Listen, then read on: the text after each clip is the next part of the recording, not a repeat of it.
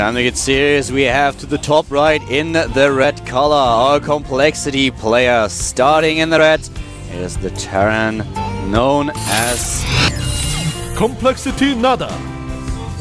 Down a game and in a really tough situation, he has to make this one count. It is kind of unthinkable. It's so hard to imagine a player like Nada drop down to Code B, but we might see it happen here. Ghost King playing really strong, starting to the bottom right in the blue color. The Terran player with a 1-0 lead in the best of 3. Here we have Ghost King Prime.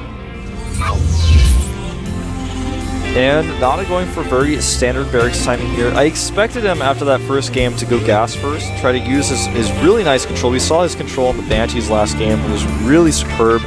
Forced so many scans, and or actually that was Ghosting that did that. Sorry, I'm a little bit tired. don't worry. I mean, you've spent how many hours on the plane? Well, it was an 8-hour flight from Stockholm to Beijing, and then there was a lot of waiting because there were crazy storms, so I spent probably 4 hours in Beijing. The problem is, even if you're able to sleep on the plane, I personally don't have any problems at all sleeping on the plane, but still, when you arrive, you still feel exhausted. Yeah, you do, because you have to spend so much time walking around. And this is something, not to just talk about me, but to talk about programmers traveling to lands. It's something that everyone has to deal with who travels to a foreign country.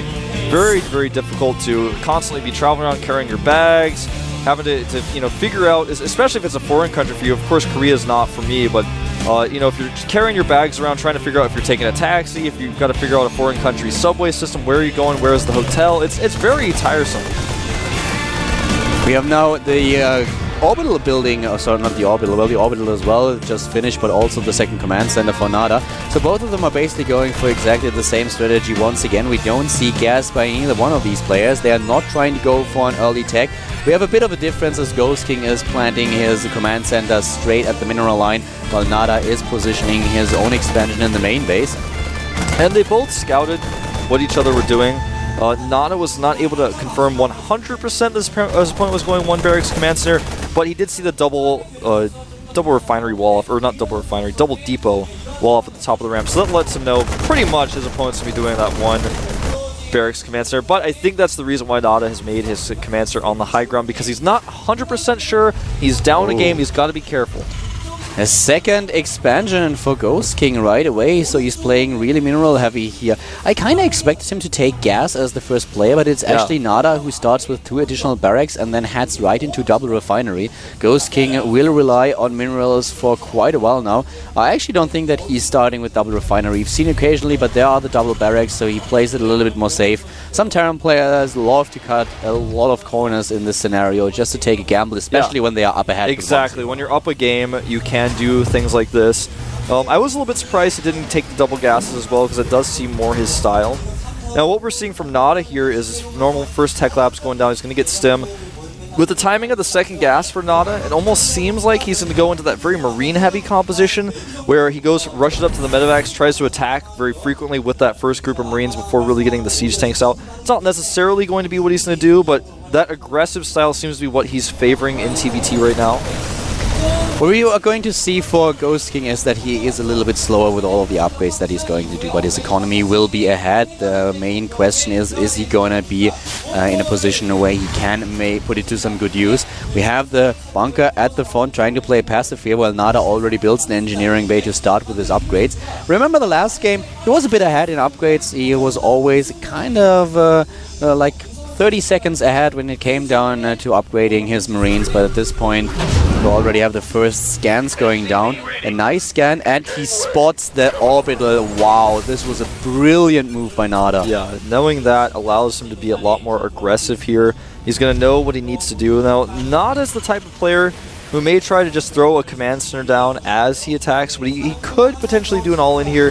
The problem for doing an all-in is he doesn't have any tech to really use except for the combat shields upgrade. Since he got combat shields instead of stim, the attack power he has is a lot less in some ways, because even though he has more hit points on his marines, he doesn't have that huge advantage with how quickly they fire and how quickly they move.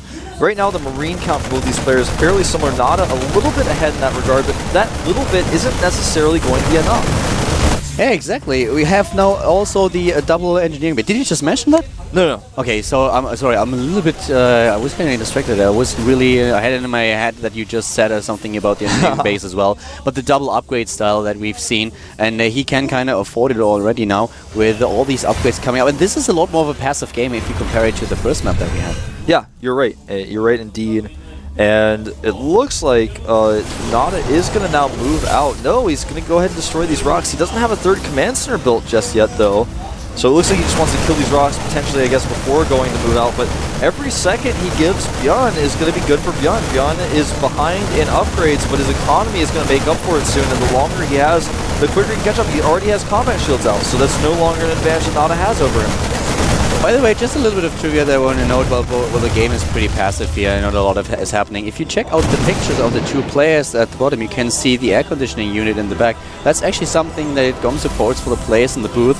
You might remember that we have a lot of players, like for example Sasa and Todd as well, who really need special conditions to play. Yeah. Sasa, for example, needs to be very, very cold. It's just something that a lot of tournaments are starting to supply now as well. So the GSL a little bit ahead here. Just something that you might not have known before, but this allows players to get the perfect setting in order to play on to show their absolute A game. That's absolutely the case. And see, Nada's going to move out here. He wants to be aggressive, but he even though he has the lead in army supply, his opponent has a bunker up here. He's actually nearly doubling it. If he waits for this stem and he goes with stem, he may break Ghost King, but it's a huge risk. Yeah, with all those bunker going Marines down. He's behind, shown his but Marines still. too. That's the problem. There are SCVs here to repair. I think he may have enough firepower. Yeah, I Marines think so are too. quite strong. I mean, with the stim, and he has so many of them. does have +1 as well, and his opponent does not. If he goes now, if he goes now when his opponent does not have +1, he should be able to break this, but he's not. He's waiting, and +1 and stim of his opponent is about to finish. And then he can't pull it off anymore. +1 is seconds away. And now he's going to check to see if there's a third base, but there is not. He does have medevacs out, but he can't engage to that narrow choke point. He could try to drop into the main base. It's a little bit risky though. And, you know, even though Ghost King has a third command center, he hasn't been able to use it yet. The worker count is only 10 different, and since he is still on 2 bases, the saturation difference isn't that much either.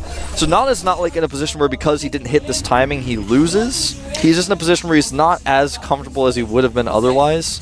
I think that Nada would have been able to do a ton of damage, but I can fully understand that he did not commit to this, because in his position he's down a game and then taking such a huge risk. That is something that you really don't want to do. You want to rely more on the stable games, on your decision making, and this is just one of those decisions that is too hard to make. We already have these informations, but for Nada, taking such a gamble would have been a little bit too much, I guess. Yeah, I mean, and Nada's not the type of guy to gamble. He just does not oftentimes go for big attacks like that. He usually just sits back and takes little advantages on his opponent. Looks like he's going to engage now with siege mode. He stims and runs in. I don't like this. Most of his Marines not firing his opponent with a much better concave, plus the bunker. And the siege tank is not doing too much damage, but one of the bunkers is already done. 106 supply against 114 medivacs for both of them. This was not a good trade for Nada, though, and he's going to have to pull back. I would have liked to see him do that maybe with a drop to pull some units back first. And now Ghost King's upgrades are way ahead. He has 1-1 against just +1 with 2-2 nearing completion. Nada in a very uncomfortable position here. He's down a game. Ghost King is ahead of him. He had a better worker count. Yep. He's had the command center up for a really long time. He's been able to drop triple mules. And Nada's got to feel frustrated at this point. He can't break Ghost King. He can't put any pressure on him. He doesn't even want to try to drop because it's too risky. If he messes it up, if he loses any more units, he's going to be in so much trouble. More trouble than he's already in. At this point, it's really difficult for him to get a lead in the game again, because Ghost King is kind of taking the initiative right now. He is placing his third base at the mineral line, and that's something that Nada tried as well. So they are both on 3 bases now. But with the lead that he already has, Ghost King is in a brilliant position. His drop gets scouted, but still he might just be able to do a bit of damage here. And already the Marine count for him is in a much better position. So right now, Ghost King just dominating this game, and he's calling the shots. He's setting the pace. Yeah, he absolutely is. He will lose his medevac and some Marines, which is a small victory for Nada, but he dies in the middle of the map, and he's just chasing down his army. Just look at it, forcing his stim as well. Oh my god.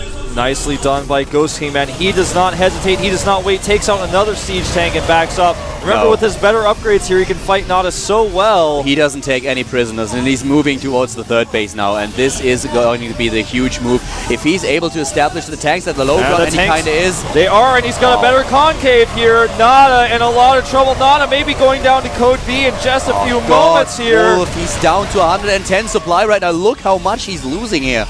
Yeah, Nada, he has almost no options left. He can no longer defend against this pressure from Ghost King, who's rallied out a second huge wave. He's actually trying to rally it so quickly. He stemmed his rallied Marines to get them there fast because he knows he's got a really nice timing here. He's got an opening where he can likely just kill this third base. He's got a fourth coming up as well. He's on +2/+2 against 1-1. Yeah, with siege tank support. Oh, this is going to be brutal. A 30 supply lead, and now the reinforcements are streaming in, and he's going to take this third. There's no doubt about it. Yep. Nada trying to evacuate his forces out of here, but his command center will fall no matter what. Even if he takes a few siege tank shots to do it, well, he decides not to commit. I'm actually a bit surprised. I would even have thought that a stim would be worth it to take down this third, but still he's in a position where he can. Oh, nice run by here by Nada, trying to get a position. Nada. But the same happens for Ghost King, taking down the tanks. This is looking really bad. He's got a pretty nice position on the top of his ramp as well. This is it, Wolf. Yeah, it's brutal, man. Oh, Nada's going down to Code B. He's going to lose all of his medevac. GG! Nada, he GG's out of the game. Ghost King taking it 2-0. I can't believe that Nada is out of the GSL. I cannot believe it either, man. It's hard to even imagine. And Gerard coming in there wearing his trademark Gerard hat, telling Byun he did a great job, and he did. He actually outplayed Nada in every way in both of those games. Nada, not to say that he looked weak, but Byun he outplayed him, man. He looked like he was on another level. It's not like Byun played bad in any way. He definitely did deserve to win the series. His decision making was better. He had great openings, great strategies. It's just something I can't get my head around, the thought that Nada is out of the GSL. It's hard to imagine, man. It's a sad day. I mean, there one day in Korean history that this will be in the textbooks. Okay, they're gonna have a special holiday. It's called I don't know what it'll be called. It'll be called like Where's the train? Where's the train of thought, Wolf? The day of reckoning or something. I don't know. Oh, man. Oh, God. Ghost King facing Tree now. Both of them were able to win their games today. So we have another Terran versus Terran coming up. By the way, can you give me any insight about that Tree game? I'm going to go and watch it later, but I want to see how well this guy has been doing because I've heard a lot about him, but I've never seen him play before, except in practice when I used to be on FXO. Tree played actually really well today. I like the games that he played, so we've seen a nice PvT by him, and it ended with a 2-1. And it's just that his unit control was pretty nice, and the decision making, he controlled the map very well and had a few decisions that were really great. So it was the first best of 3 that I've really seen of Tree. I've seen a couple of his matches at the Code A qualifier, but you know it is when you stand behind a player, you don't really get all the information. Exactly, it's not quite the same. It's not like watching a replay, so at this point I can't really say too much about him. He looked pretty strong today and was playing really well, but in the end it's just... We have to see if he really is able to make a splash here and win against Ghost King, because I feel that this is going to be that's going to be the real challenge. Byun looking so strong. We're going to take a look at today's results, and you can see, of course, Gumiho 2-0ing Dreamer TT, Inca taken out, or Lure taken out Inca. A little bit of a surprising result there. Yu-Gi-Oh looking strong against Vampire, and as we were mentioning, Tree taken out Brown. The problem that I had with Tree against Brown was that Brown looked very weak on the first map. He stepped it up on map number 2 and took the game with ease, but the first map, he looked like he was really, really nervous. Definitely so, and here are our second group of results. Vines, Bomber, Sniper, and Ghost King all advancing. All the players on the right side, in fact, getting out of the group. Well played by all of our players today. We had some really razor-thin matches. Yeah. And, I feel like the most dominant best-of-3 series that we saw was Ghost King against Nada. He just seemed to be one step ahead of Nada in every way in that best-of-3. It was really cool to see. Yeah, right. He played just so well, and I don't know. Nada is cooking right now. But, guys, we have the next round coming up very soon. And didn't Boxer forfeit his match? Yeah, I believe so. I saw him actually at the studio today. So yeah, me too. Actually, he didn't. Wasn't he injured? Wasn't it something? Something with his hand or his back. I don't looked remember. fine. He didn't wear anything on his hand. Now, who is this Skit guy? That's what I want to know. I know nothing about him. I've heard his name a few times, but that's someone I'm really looking forward to watching tomorrow. He's going to go up against Creator, who's a really tough opponent. And here, of course, are some more matches. Keen versus Golden. Golden's someone who's so known in the community and has never really been able to play in the individual league since the open seasons. You should have seen him at his A qualifier when he was winning. He was just shaking. He was so relieved. He was great. He was at IPL as well. And of course, we have Puzzle. Yeah, Puzzle against True, and Guinea Pig, man. Guinea Pig was my favorite player, actually, back in the open seasons. He was so creative. He changed the way that Protoss versus Zerg was played ever. He's going up against Ganji. Happy against Choya. This is one of the games that I'm really looking forward to. Choya is just running around here as like, I'm Code A, I'm Code A. And he's so happy. Apparently he's been training like crazy. He did not actually come to the matches of Lenok because he was still staying at the house and training. So I expect a lot from him against Happy. Yeah, so do I. Well, that's it for us today. Thank you guys for being patient with me after I got off a plane. Was a little bit tired, but it's been a great day casting with you. I really missed you, and I'm glad that we're back here together. Yeah. Yep. It's been great fun, and guys, I hope you enjoyed the show, and we'll be back very soon with the GSL Code A. So see you next time. Will you swear?